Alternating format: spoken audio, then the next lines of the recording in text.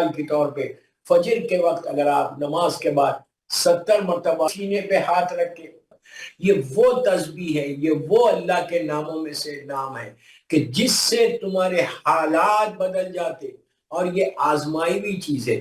جب زندہوں کے حالات بدلتے، بسم اللہ الرحمن الرحیم، ہر پریشانی میں، ہر مصیبت میں ہم یہ آیت کی تلاوت کرتے ہیں۔ یہ اتنی مجرب آیت ہے، اتنی ریکمنڈڈ آیت ہے کہ جس میں ہم یہ کہہ رہے ہیں کہ کون ہے، اللہ کہتا ہے کہ کون ہے جو مستر کی آواز کو سنتا ہے۔ مستر ہمیشہ یہ کہا گیا کہ اپنے دور کا امام ہوتا ہے، تو یہ آیت میرے مولا زمانے کے امام سے بھی منسوب ہے، اور ہر دعا سے پہلے اگر کوئی پڑھے تو دعائیں جلدی قبول ہوتی، 3 دفعہ، 5 دفعہ، 9 مرتبہ، جتنی مرتبہ چاہے آپ پڑھیں۔ نارمل اس میں بھی آیت کی تلاوت کرنا ثواب، اور پھر یہ آیت تو دعاؤں کی آیت ہے، اور جب انسان نارمل لائف میں اپنی لائف کو گزارتا ہے تو دعائیں مانگتا ہے اس آیت کی تلاوت کر کے۔ تو آج میں نے ایصال ثواب کی مجلس میں یہ اس آیت کی تلاوت کی، جان بوجھ کے کی، کہ شب جمعہ ہے کہ جو دعاؤں کی رات ہے، یہ اتنی ریکمنڈڈ رات، اتنی بڑی رات کہ اللہ سارے ہمارے گناہوں کو معاف کر کے دعاؤں کو، زندہوں کے لیے ہم مانگتے ہیں یہ آیت کی تلاوت کر کے کہ ہماری یہ دعا، یہ دعا، یہ دعا، یہ دعا تو قبول کر لے، اور کریم پروردگار جب آپ کہتے ہیں، پکارتے ہیں تو وہ جواب دے، اور آپ کی دعاؤں کی قبولیت کے لیے بیچ میں اگر یہ آیت کریمہ رہے تو یہ ایک سہارا ہے، ایک ایسا سہارا ہے کہ اس آیت کے ذریعے جب آپ کی دعا اللہ کی بارگاہ میں جائے گی، اس کریم کی بارگاہ میں، تو اللہ تمہاری دعاؤں کو قبول کرتا۔ وہ اتنا کریم ہے، اتنا کریم ہے کہ جو پکارے اس کو جواب دیتا۔ اس نے یہ نہیں کہا کہ اگر تم مومن ہوگی تو میں تمہاری دعا قبول کروں گا، اگر تم کافر مشرک ہوگے تم مجھے نہیں مانو گے تو میں نہیں کروں گا، ایسا نہیں ہے۔ وہ کہتا ہے کہ یہ میرا بندہ ہے، جب وہ پکارتا ہے تو میں اس کو جواب دے، اور جواب دے کے اس کی آواز کو سنتا ہوں۔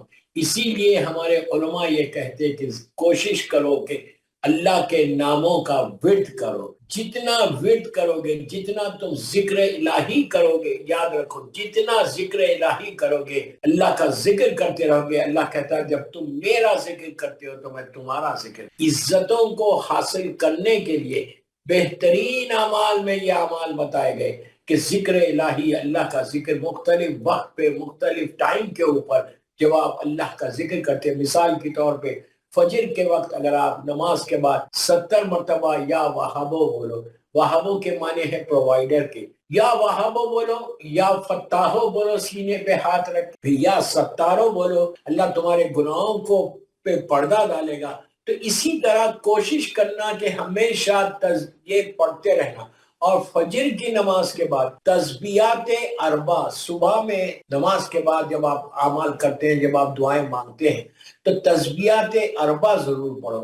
منیمم کہا گیا کہ 18 مرتبہ سبحان اللہ، الحمدللہ، لا الہ الا اللہ، اللہ اکبر۔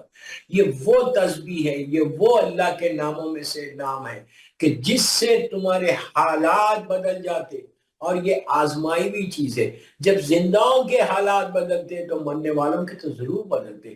جب بھی کوئی تسبیح پڑھو، جب بھی کوئی ذکر الہی کرو، آپ کتنا فائدہ، آپ اپنے لیے بھی پڑھ رہے، اپنے مرحومین کے لیے بھی پڑھ رہے۔ مرحومین کے لیے یہ بولو کہ میں نے یہ پروردگار جو تیری تسبیح پڑھی ہے اس کا جو بھی ثواب ہے تو میری ماں اور باپ کو دے دے، میرے بھائی بہنوں کو دے دے، جمیع مومنین مومنات کو دے دو۔ ہر عمل خیر کو آپ مرحومین تک لے کر جا سکتے ہیں۔ یہ بہترین ایصال ثواب ہے، اس لیے کہ یہ مجلس ہی ایصال ثواب کی ہے۔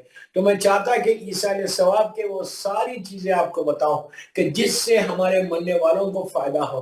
آپ جتنی تسبیح کرتے، ایون آپ نماز کے بعد جب تسبیح شہزادی کونین پڑھتے کہ جو سب سے زیادہ ریکمنڈڈ ہے، تسبیح مظلوم شہزادی پڑھتے تو وہ بھی آپ ہدیہ کر سکتے اپنے مرحومین کے لیے۔ اور پہلا ہی جملہ یہ ہاتھوں کو اٹھا کے یہ بولنا، اللہم اغفر لی، کہ پروردگار تو رحم کر، تو ان کی مغفرت فرما، مومنین و مومنات۔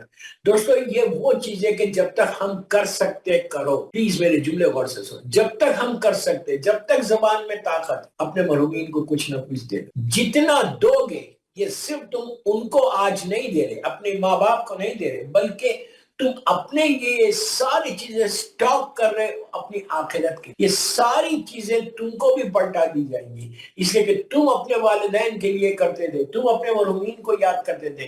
اور اگر مرحومین کو انسان یاد نہیں کرے تو وہ سب سے ڈیزاسٹر ہے اپنی لائف کا. اس لیے کہ اسلام میں سیلفشنس نہیں ہے، اسلام میں فارگیونیس ہے.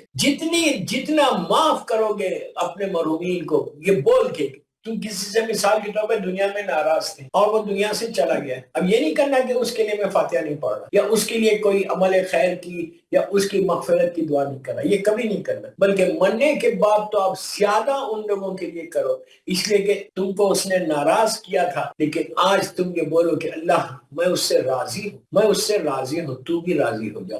جب تم لوگوں کو معاف کرتے جاؤ گے، جب تم لوگوں کو فارگیو کرتے جاؤ گے، تو یہ یاد رکھو کہ اللہ پھر تم کو بھی معاف کرے گا. اس لیے کہ مجھے نہیں معلوم ہے کہ میرے کتنے گناہ ہیں، مجھے اندازہ ہی نہیں ہے، میں سوچ بھی نہیں سکتا کہ میرے گناہ کتنے ہیں. یہ ذہن میں مت رکھو کہ میں سب سے زیادہ نیک آدمی ہوں، یہ ذہن میں مت رکھو کہ میں سب سے زیادہ پائس ہوں، میرے کوئی گناہ نہیں ہے. یہ کبھی نہیں سوچنا، بلکہ ہمیشہ یہ سوچنا کہ اللہ کی جو مخلوق ہے، اللہ کی جو مخلوق جتنے انسان ہیں، مولا کے چاہنے والے ہیں، وہ سب نیک ہیں اور میں گناہ. اس لیے کہ مجھے میرے گناہ معلوم، مجھے میری وہ تمام گناہ یاد ہے کہ جو دوسروں کو پتہ نہیں. وہ تو وہ ستار ہونے کی وجہ سے لوگوں کو پتہ نہیں، وہ ایسا ستار ہے وہ کسی کو نہیں بتا. کتنے واقعات ہیں انبیاء کے زمانے کے، معصومین کے زمانے کے. نبی موسیٰ کے دور کا وہ کتنا بڑا واقعہ ہے، کتنا بڑا واقعہ ہے، بڑا مشہور ہے. 1-2 منٹ میں پڑھ کے آپ کو صرف اپنی بات کو سمجھانے کے لیے کہ نبی موسیٰ کے زمانے میں قحط آ گیا تھا، پانی برس رہا تھا، پانی نہیں پڑ رہا تھا، اور کئی دن ہو گئے تھے، لوگ بھوکے مر رہے تھے. امت آئی نبی موسیٰ کے پاس اور آ کے کہا کہ اے نبی خدا، آپ اللہ سے بات کرتے ہیں، اللہ سے کلام کرتے ہیں، آپ کلیم اللہ ہیں، تو آپ دعا کریے کہ اللہ اپنی رحمتوں کو نازل کر. جب کوئی آ کے آپ کو بولے کہ میرے لیے دعا کرو تو فوراً کرنا دو، اس لیے کہ آپ کو اللہ نے اس قابل کیا ہے، لوگوں کے سامنے آپ کو اس مقام پہ پہنچایا کہ آپ کی دعا اللہ کی بارگاہ میں جائے. آپ کے ذریعے اگر رحمت آئے، یہ سوچو میں کیا کیا باتیں، اگر آپ کے ذریعے رحمت خدا آئے تو تم ذریعہ بن رہے تو کتنا ثواب ہے. وہی بات سمجھانا چاہ رہا ہوں کہ اب موسیٰ ساری اپنی قوم کو لے کے طور پر آئے، وہ پہاڑ جہاں سے وہ جا کے اللہ سے بات کرتے تھے.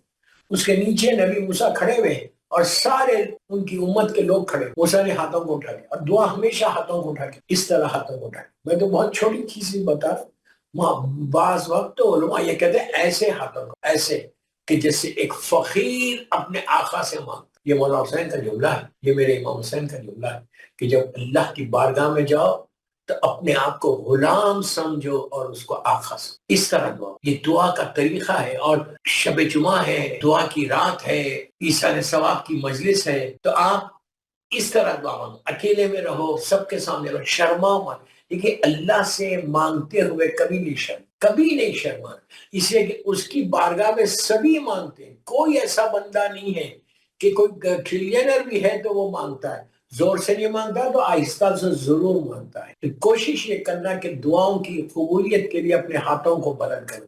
جتنا ہاتھوں کو بلند کریں، یہاں تک کہا گیا کہ اپنے آپ کو پریشان حال کرو، مطلب سر سے ٹوپی اتارو اور ہاتھوں کو بلند کرو، آنکھوں میں آنسو لاؤ اور لا کر اپنے گناہوں کو پہلے یاد کرو، پہلے اپنے گناہوں کی معافی مانگو، پھر ہاتھوں کو بلند کرو.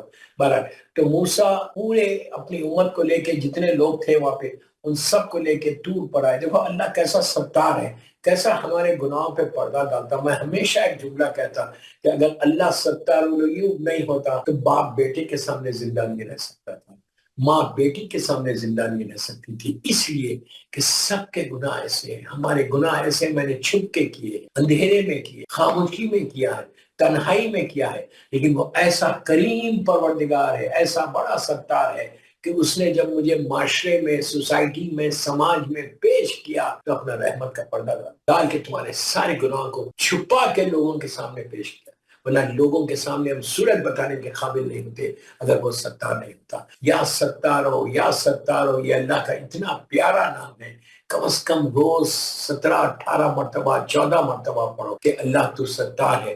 जब तुम उसकी बारगाह में जाके उसके इस नाम की तस्बीह करते हो तो अल्लाह सारे तुम्हारे गुनाहों पे पर्दा डाल देता, सारी तुम्हारी बुराइयों पे पर्दा डालता और तुमको तौफीक देता कि तुम नेकी करो। मूसा ने हाथों को उठा के कहा कि परवरदिगार अपनी रहमत को बरसा दे, इसलिए कि सब परेशान है, बारिश नहीं हो रही, रहमत नहीं आ रही, लोग भूखे मर रहे। बस मूसा ने कहा, वो तो अल्लाह डायरेक्ट बात करता था और जब आवाज आती थी तो सिर्फ मूसा सुनते थे और कोई नहीं सुनता था।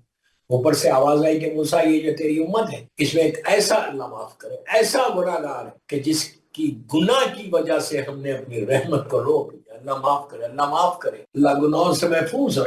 जब ये कहा तो मूसा पलटे अपनी उम्मत की तरफ और पलट के कहा कि कौन है वो जो गुनाह कर, कौन है जो गुनाह कर। आप जानते हैं कि मैं अपने गुनाह मुझे याद नहीं आते। सबने कहा no no no no no, हम नहीं कर रहे, हम नहीं कर रहे, हम नहीं कर रहे। लेकिन जो असल गुनाहगार था वो तो जानता था, वो तो जानता था ये मेरा गुनाह है, मैं कर रहा हूँ, मुसलसल अल्लाह माफ करे हमको, मुसलसल करो। वो दिल में बोला, इसलिए सब खड़े हुए साहब, जोर से नहीं बोला। यही तो बड़ी बात है दोस्तों, यही तो बड़ी बात है कि अल्लाह ये नहीं बोल रहा कि तुम पुकार के बोलो कि अल्लाह तू मुझे माफ कर दे, ये नहीं बोल रहा। अपने गुनाहों की माफी तुम खामोशी में भी मांग सकते, दिल से मांग सकते, ये असली बात। उसने दिल में रियलाइज किया और आहिस्ता से बोला, इतना आहिस्ता से बोला सिवाय उसके और कोई नहीं सुन सका। उसने क्या कहा? उसने कहा मेरे करीम परवरदिगार, ऐ मेरे सत्तार, तू मुझे माफ कर दे। मुझे मालूम है कि वो गुनाहगार मैं जिसकी वजह से ये रहमत रुक गई, मुझे मालूम है, तू मुझे माफ कर दे। मैं तेरी बारगाह में माफी मांगता हूँ, मैं तेरी बारगाह में माफी मांग। तू लोगों के सामने, नबी के सामने मुझे जलील मत कर, मुझे रुसवा मत कर। दोस्तों आप अंदाजा लगाओ, अंदाजा लगाओ, मुझे लोगों के सामने, उम्मत के सामने, पड़ोसी के सामने, नबी के सामने मुझे जलील, और तू सत्तार गयूब है, तू मैं करीम परवरदिगार है, तू मुझे माफ कर दे। बस ये कहना था। अभी मूसा वहीं खड़े हुए, आसमान पे बादल आ गए, क्लाउड्स आ गए, लोग समझे कि नबी मूसा की दुआ कबूल हुई और इतनी तेज बारिश हुई, इतनी तेज रहमत खुदा नाजिल हुई कि सब लोग रास्ता छोड़ के अपने अपने घरों को चले और सब खुश के नबी की दुआ कबूल हो गई और रहमत खुदा आ गई। लेकिन मूसा नबी जानते थे ये मेरी दुआ नहीं है, ये किसी और की दुआ है, कोई और रीजन है, कोई और रीजन है। मूसा सीधा जब बारिश रुकी तो दूर पे चले, जाकर उस पहाड़ पे से जहां से वो बात करते थे अल्लाह से, हाथों को उठाया। अच्छा, नबी मूसा भी हमेशा हाथों को उठा के दुआ कर, हर मासूम सरकार से लेके, मौला से लेके, मेरी मजलूम शहजादी से लेके, इमाम हसन अलैहिस्सलाम से लेके ज़माने के इमाम तक कर, हर इमाम, हर मासूम ऐसा दुआ मांगता। हम नहीं मांगते, हमको अपना स्टेटस है, हमको अपना मकाम है, अल्लाह माफ करे, अल्लाह माफ करे। बारक अल्लाह हमको तौफीक दे तेरी इबादत की और हम इसी तरह मांगे। वो मूसा समझ गए। मूसा ने फौरन आसमान की तरफ देखा, जो उनका तरीक़ा बात था, कहा कि परवरदिगार, ऐ मेरे करीम, तूने अभी कहा था कि कोई गुनाहगार है ना माफ कर, जिसकी वजह से तूने रहमत को रोक लिया, अपनी रहमत को रोक दिया। क्या वजह है? तो एक लम्हे में बारिश होगी। अभी तूने कहा कि ये हुआ, उसकी वजह से मैंने अपनी रहमतों को रोका है, वो एक ऐसा गुनाहगार है। तो आवाज आई, मूसा बेशक वो ऐसा गुनाहगार था कि मैंने रहमतों को रोक दिया था, मैं नाराज, अल्लाह माफ कर। अल्लाह कभी नाराज नहीं होता, हमेशा अल्लाह का करम करता, हमेशा अल्लाह रहम करता। उसने कहा कि मूसा वो गुनाहगार था, उसकी वजह से मैंने रहमत को रोका है, अब मैंने रहमत को बरसा दिया। तो पूछा मूसा ने कि परवरदिगार वो कौन था गुनाहगार, उसने क्या किया और फौरन कैसे तूने माफ करके रहमतों को बरसा? तो कहा कि मूसा, उस बंदे ने मुझे, तुम्हारे मजमे में था, उसने मुझसे उसी वक्त माफी मांगी, सॉरी बोला, तो मैंने माफ कर दिया। बस ये मैं आपको बताऊं, ये कितनी बड़ी बात है दोस्तों, कि एक लम्हे में, फ्रैक्शन ऑफ सेकंड में तुम्हारे दिल से आवाज निकली कि अल्लाह तुम मुझे माफ कर दे, वो उसने माफ कर। ये पैगाम नहीं है हमारे लिए, एक मैसेज नहीं है हमारे लिए कि हम कितना माफ करते लोगों को, ہم اگر کسی سے ناراض ہوئے یو کے میں دنیا میں جو سن رہا مجھے اہل بیت چینل کے، اگر تم کبھی کسی سے